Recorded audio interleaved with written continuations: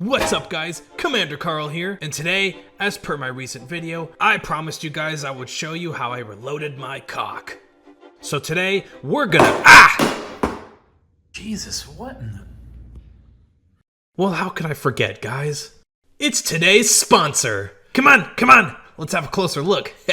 This beast here is the RedMagic 8S Pro, and I gotta say, this is a really neat gaming phone. It feels beefy and sturdy, yet it's still somewhat lightweight. The back is really cool looking too, and it even has this tiny built-in fan, which I've never actually seen in a mobile phone before. It works really well too, because this phone never gets hot. The battery life so far is also surprisingly long, even under full loads. Another thing I like is this nifty little switch, which opens up something called Game Space Center, which is kind of like an alternative to Asus Armory Crate. In here you can launch games, change settings on the phone, and my personal favorite part is Gravity X. Here you can hook your phone up to a projector, hook up a keyboard or mouse or a controller, and the really cool part is the compatibility with major streaming platforms like PlayStation, Xbox, Steam, etc. The phone sports a nice AMOLED screen with 120Hz refresh rate, and thanks to a Gen 2 Snapdragon 8, this phone eats any game I've thrown at it for breakfast. We're talking Raid Shadow Legends, Call of Duty Mobile, Asphalt 9, Laundry Simulator? I don't remember installing this one.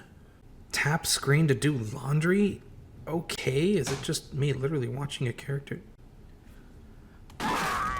Miss. I'm gonna uninstall that. But there you have it, RedMagic 8S Pro. I'd highly recommend this phone for anyone that is a hardcore gamer. This is going into my inventory. And now, what you guys really came here for. Reloading my cock. Let's go. Now obviously the most important first step is going to be grabbing all the footage. Now I've got my cock in first person here, and what I'm going to do is start the mag eject animation. Now I'm going to do the same animation, but this time I'm going to take my cock out of the gun and I'm going to place it on my trusty reload cart so that I can easily grab my cock when I need it. Eject animation again. Alright, now grab the cock, give it a little spin, slam it right in there. Whoops, I missed. That wouldn't be the first time, but that's okay. I'll just create another cut point here. What you're going to eventually see is that the secret to these reloads is to use motion to blend transition points. The last thing I'm going to do here is throw my cock against a blank background so that I can easily rotoscope it out later. Okay, we should be set. Now that we have all the footage, let's go bring it into After Effects. Okay, we've got our footage in Adobe After Effects. Now it's time to sift through and identify the cut points. Let's cut the part out where I'm throwing my cock and put that at the end of the video for later. Okay, the first cut point is going to be at the first mag ejaculation. Ejection. We're going to stop it right about here. Okay, I've got the first cut point. Now we're going to go sift and find the second cut point. Perfect, here it is. Now we're gonna place the two cut points right next to one another. Perfect, look at that. You can barely even tell. The final cut point will be where I accidentally missed, right here. Now we're gonna find the part where I emphasized some motion, and we're gonna use that motion as sort of a mask to hide the fact that I'm basically splicing two separate clips together. Okay, now we're gonna put the two clips back to back, and look at that. You can't even tell that those are two separate clips. Okay, the next thing we're gonna do is the longest part, which is gonna be rotoscoping out my cock at the end of the video. Rotoscoping is basically tracking a moving object and cutting out a copy of that object as a separate layer. You'll see why this is so important in a little bit.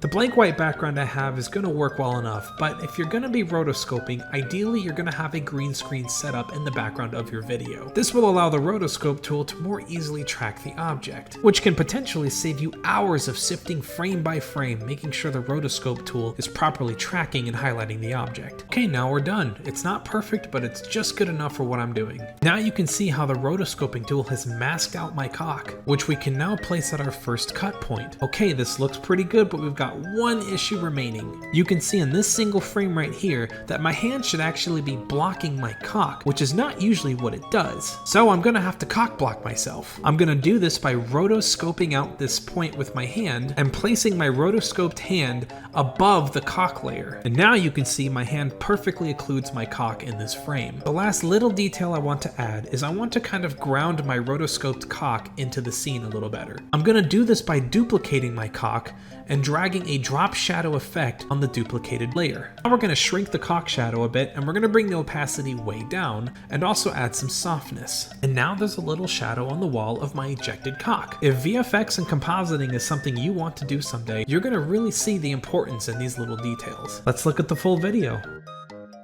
Beautiful, look at that. And I would say we're done, guys. And there you have it. That is how I reloaded my cock.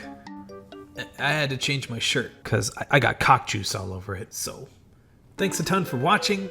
Let me know your thoughts in the comments, guys. Until next time, Commander out.